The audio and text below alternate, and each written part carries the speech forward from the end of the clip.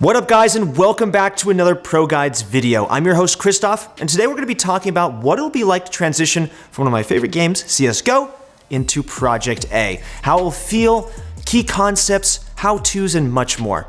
Make no mistake, these games are different beasts, but the resemblance may shock you. For all Project A tips, tricks, and news, make sure to stay up to date by subscribing to ProGuides YouTube. We have all of you guys covered. And as always, for our question of the day, what gun from CSGO would you like to see in Project A? Obviously, we all want to see the M4. Obviously, we all want to see the AUG. I would probably want to see an AWP, actually. I don't know. I know that there's a bolt sniper rifle in the game right now.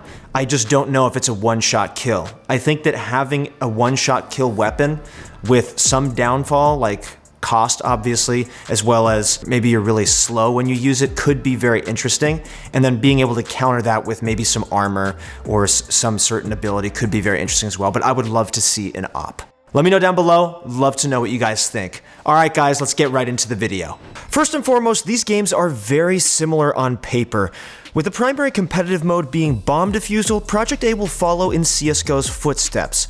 We know that the maps will have between 2 and 3 bomb sites each. If you're transitioning from CSGO, think about how you might have to spread your defenders thin over 3 bomb sites rather than 2. This might present a natural advantage for the attackers if they decide to fully overwhelm one site. Defenders will have to carefully select their positions so they won't get run over, but also not give up too much space for free. Attackers can afford to play faster and more aggressively if they know there is one defender holding a site, leading to early bomb plants and winning rounds.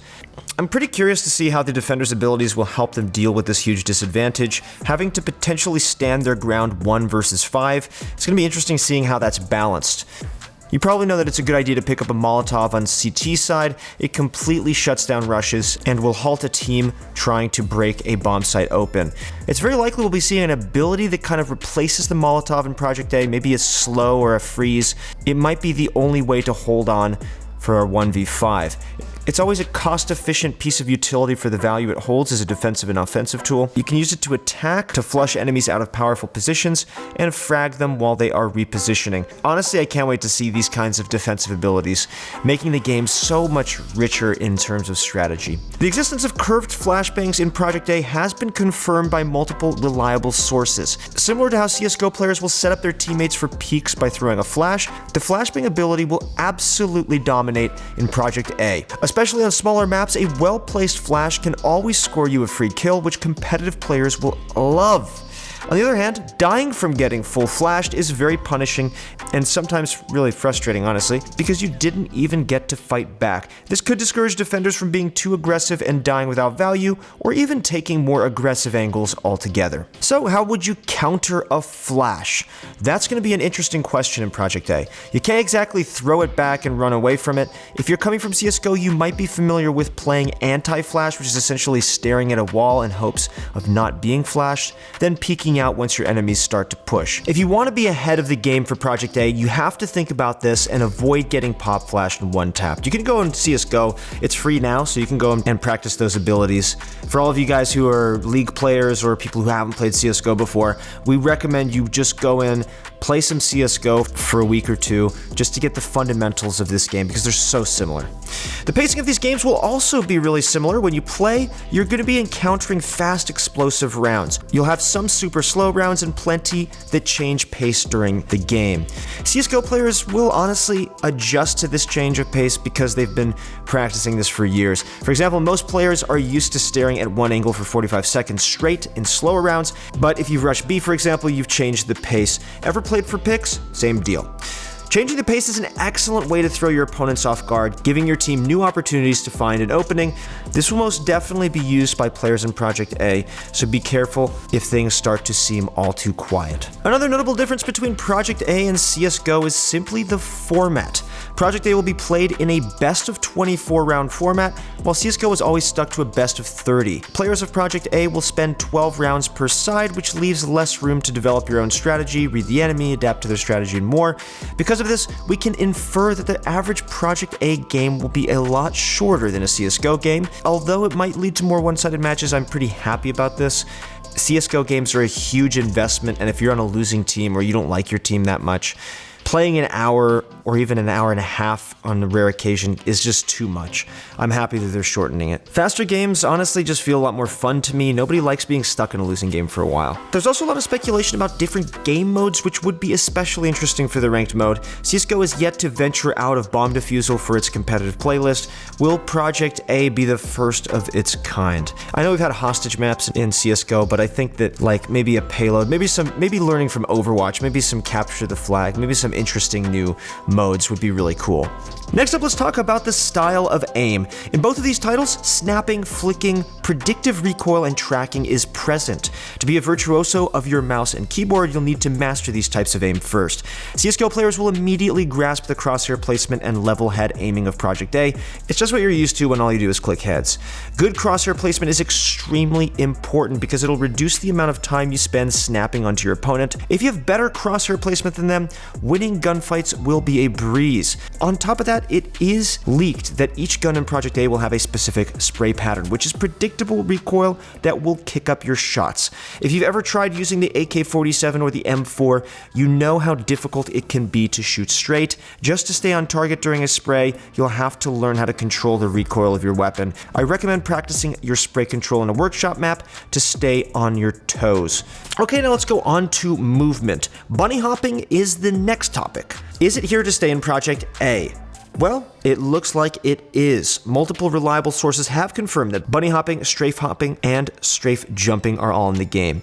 All these techniques, especially bunny hopping, might seem niche, but definitely something the pros will be abusing. CSGO players with talented movement are sure to shine in Project A.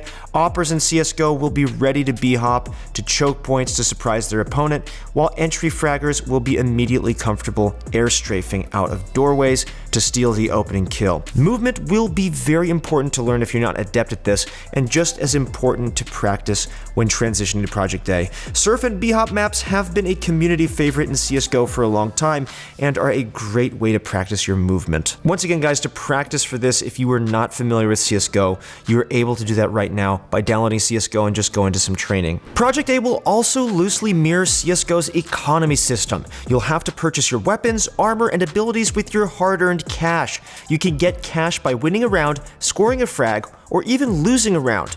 Players will be forced to make economic decisions such as choosing between purchasing abilities or buying armor.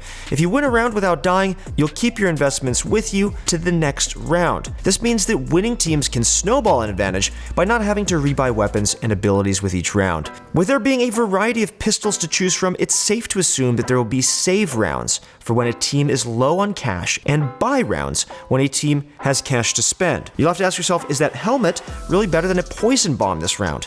Making the right decisions will help you put your team ahead in the long term. Now let's talk about guns. CSGO players will find themselves very comfortable with the arsenal of weapons available to them in the shop. This mock-up of Project A's shop might help give you an idea of the kind of variety you have to choose from. As you can see, abilities will be available for purchase with the same cash pool used to buy weapons and armor. Riflers in CSGO will gravitate toward the AK and M4 equivalents, while oppers might pick up the bolt-action sniper. With SMGs and shotguns being available at cheaper prices, players might opt for these during eco rounds or force buys. Even pistols can be lethal at close range versus rifles, meaning a pistol and a smoke grenade ability could net you a round win. Just like in CSGO, buy rounds in Project A will most likely consist of assault rifles and a sniper rifle. This means that your sniper will be played the longest angles like mid, whereas riflers will attack and defend the bomb sites for the most part. Coordinating with your team on what you should purchase will be essential in managing your economy and maximizing your potential to win rounds. Finally, we'd like to talk about the setup phase. Just like Rainbow Six and Overwatch, defenders will be given time to get into position before the round starts. This secures that the defenders will reach the spot that they want without having to race against an attacker. The reason Riot added this phase was probably to compensate for the strong attacker abilities, or maybe the 3 bomb site maps. Those will for sure be pretty tricky to defend. Notably, the defenders will be stuck behind closed doors at choke points when their setup phase ends. When the round begins, both teams will see the open door and combat might start immediately. This could be an attempt to encourage more firefights and keep games shorter. Personally, I think that this is an exciting change to the tactical shooter genre because attackers will be kept on their toes at all times. Simply put, no one is safe. That's it for the video, guys. Thank you so much for watching. If you guys like this video, please leave us a like and consider subscribing to the channel for more. We're gonna keep you guys updated with all the news that we find out for Project A, Valorant, and if you guys want to stay updated, make sure to click that sub button. All right, guys, that's it for the video. Thank you so much for watching, and good luck in your next few games.